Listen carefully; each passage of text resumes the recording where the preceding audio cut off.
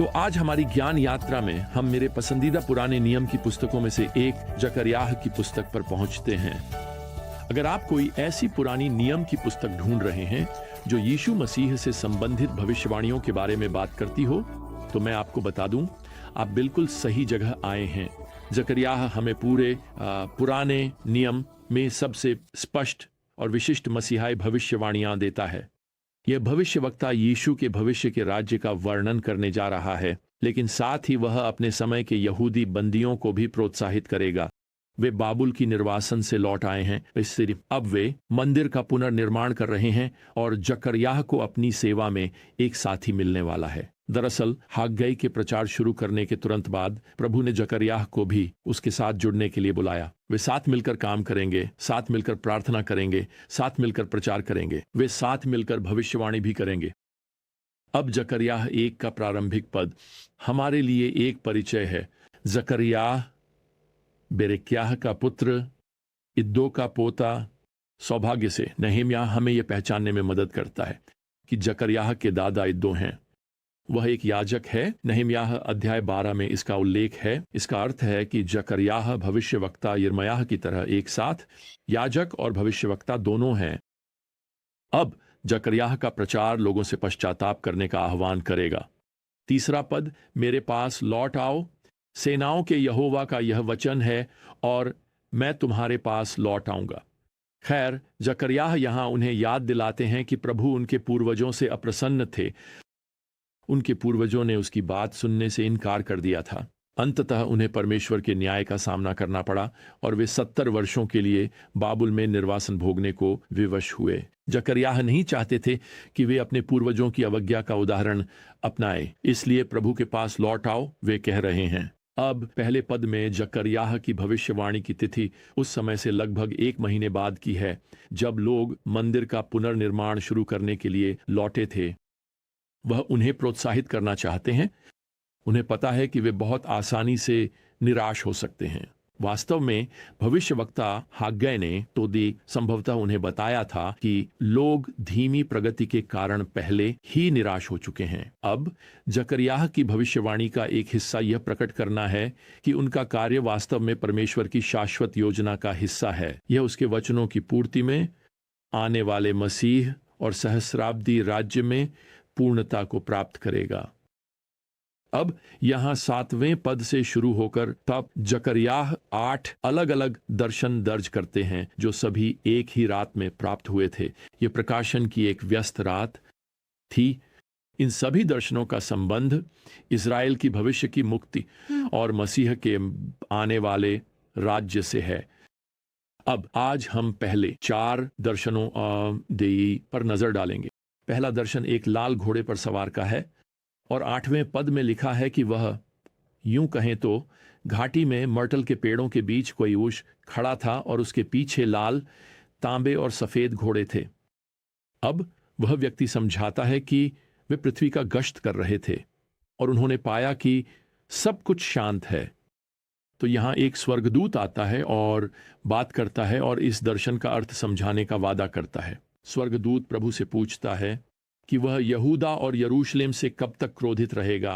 वे कब तक यरूशलेम में मंदिर के बिना यही कष्ट सहेंगे। और अब स्वर्गदूत जकरयाह को भगवान का उत्तर सुनाता है। प्रभु भविष्यवक्ता और इज़राइल को आश्वस्त करते हैं कि निर्वासन का अनुशासन और आपदा अब उनके पीछे है। यहां परमेश्वर पद 16 में कहते हैं, मेरा घर बनाया जाएगा। और फिर निश्चित रूप से यह एक रोमांचक वादा है। जिस मंदिर पर वे काम कर रहे हैं वह पूरा होने वाला है। लेकिन सुनिए, यह वादा वास्तव में मसीह के सहस्राब्दी राज्य में उस शांति और समृद्धि के समय तक पहुंचता है। इसका एक तात्कालिक और एक दूरगामी दीर्घकालिक पूर्ति है। जकरयाह को एक दूसरा दर्शन होता है। इस दर्शन में वह 4 सींग देखता है। उसे पद 19 में बताया गया है कि वे यहूदा, इस्राएल और यरूशलेम को तितर बितर करने वाले राष्ट्रों का प्रतिनिधित्व करते हैं। लेकिन फिर अचानक 4 कुशल कारीगर प्रकट होते हैं।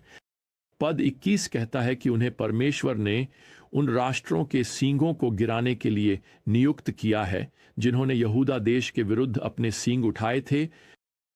पुराने नियम में सींग शब्द शक्ति का प्रतीक है। वे उनकी शक्ति छीन लेंगे। अब यहाँ दूसरे अध्याय में ज़करियाह अपना तीसरा दर्शन दर्ज करता है और यह पहले पद में शुरू होता है। मैंने अपनी आंखें उठाईं और एक आदमी को देखा जिसके हाथ में नापने की डोरी थी। तब मैंने उससे पूछा, तुम कहाँ जा रहे हो? और उसने मुझसे कहा, यरूशलेम को नापने जा रहा हूं। और फिर वह उस दिन का उल्लेख करता है जब यरूशलेम का पुनर्निर्माण होगा। पद 4 कहता है कि वह बिना दीवारों के गांवों के रूप में बसा होगा। अब यह कहने का एक तरीका है कि किसी हमले का डर नहीं है। उस भविष्य के यरूशलेम नगर के चारों ओर दीवारों की कोई आवश्यकता नहीं है। हमें यहाँ पद 5 में बताया गया है कि क्यों। ईश्वर कहते हैं, मैं उसके लिए को यानी यरूशलेम के लिए चारों ओर अग्नि की दीवार बनूंगा और मैं उसके बीच में महिमा बनूंगा। अब प्रियजनों, यह अभी तक हुआ नहीं है, है ना? आज इज़राइल या यरूशलेम के चारों ओर कोई अग्नि की दीवार नहीं है, लेकिन ऐसा होगा। यह तब आएगा जब मसीह बस अपने अभी भी भविष्य के वही 1000 साल के राज्य में शासन करेंगे जिसमें यरूशलेम उनकी राजधानी होगी। तो यहाँ लोगों के लिए ईश्वर की आज्ञा का पालन करते रहने के लिए एक अद्भुत प्रेरणा है।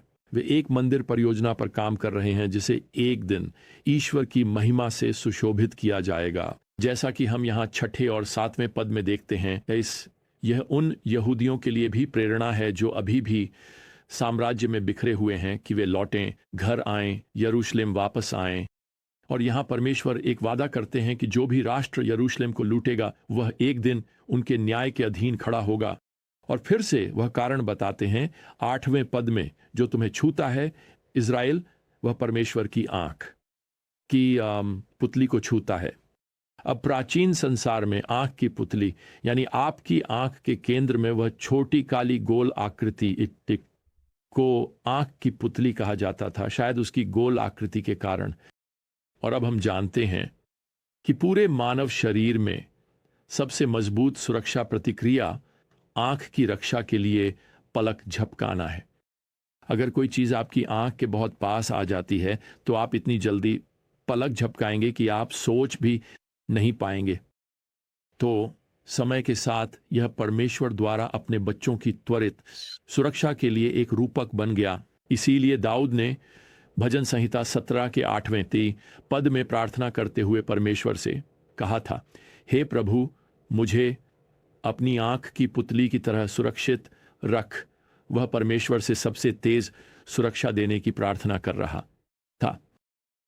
देखिए प्रियजनों, जो व्यक्ति परमेश्वर का है उसे छूना ऐसा है हाइडिच्यू जैसे परमेश्वर के शरीर के सबसे संवेदनशील हिस्से को छूना। वह स्वाभाविक रूप से तुरंत प्रतिक्रिया देंगे। तुम यूं कहें तो यह उसकी आंख की पुतली की रक्षा के लिए परमेश्वर की त्वरित सुरक्षा का एक रूपक है। और मैं आपको बताना चाहता हूं कि आने वाले क्लेशकाल के दौरान, जो अभी भविष्य में है, परमेश्वर की इज़राइल पर की गई सुरक्षा के कारण बहुत से लोग परिवर्तित इज़राइल के साथ जुड़ेंगे और प्रभु की आराधना उनके मसीहा के रूप में करेंगे। वे देखेंगे कि परमेश्वर अपने लोगों की अनोखे और चमत्कारी ढंग से रक्षा कर रहे हैं।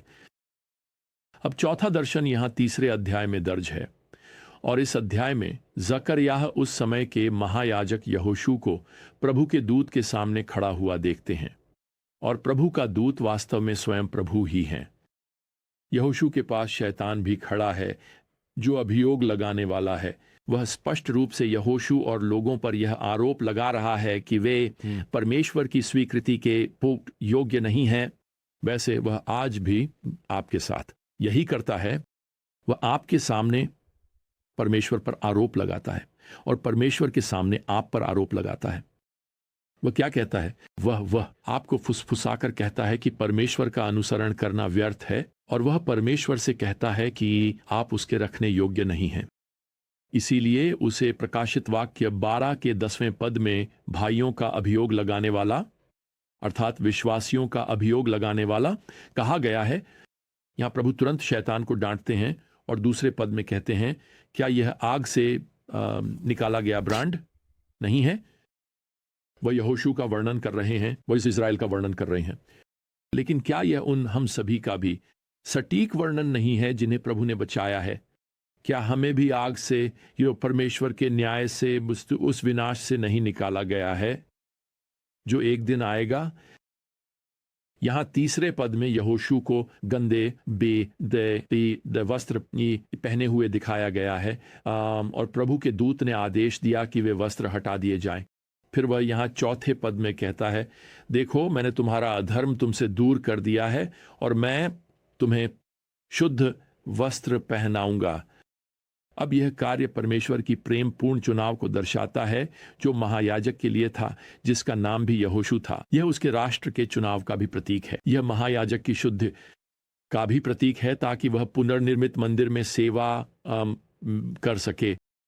लेकिन मैं आपको बताना चाहता हूं, यह भविष्यवाणी रूप में उस समय का भी चित्रण करता है जब इज़राइल एक राष्ट्र के रूप में शुद्ध किया जाएगा, जब वे अपने आने वाले मसीहा की प्रतीक्षा करते हुए मिस्रीय क्लेश काल के दौरान परिवर्तित होकर मसीह का अनुसरण करेंगे। और यहाँ 8वें पद में वास्तव में परमेश्वर वादा करता है, मैं अपने सेवक दो शाखा को लाऊंगा। यह स्पष्ट रूप से मसीहा की ओर संकेत है। यशायाह और यिर्मयाह दोनों ने मसीहा को शाखा के रूप में वर्णित किया है। और अब हमें जकरयाह की 3 अध्याय के 10वें पद में बताया गया है कि जब वह अपना राज्य स्थापित करने आएगा तो इज़राइल में हर कोई शांति में यह समृद्ध होगा। वह कहता है, अपने अंगूर के पेड़ और अंजीर के पेड़ के नीचे। यह राज्य की वास्तु समृद्धि को दर्शाने का एक तरीका है। प्रियजनों, यह भविष्य केवल उनके लिए नहीं बल्कि आपके और मेरे लिए भी है। हर कोई जो प्रभु यीशु पर अपने मसीहा के रूप में विश्वास करता है, वह क्या करता है? वह आपके पाप से सने गंदे वस्त्रों को हटा देता है और आपको एक नया स्वच्छ जीवन दी पहनाता है। वह आपको आग से निकाले गए अंगारे की तरह बचा लेता है। और इससे भी बढ़कर अब आप उसके शाही परिवार के सदस्य हैं।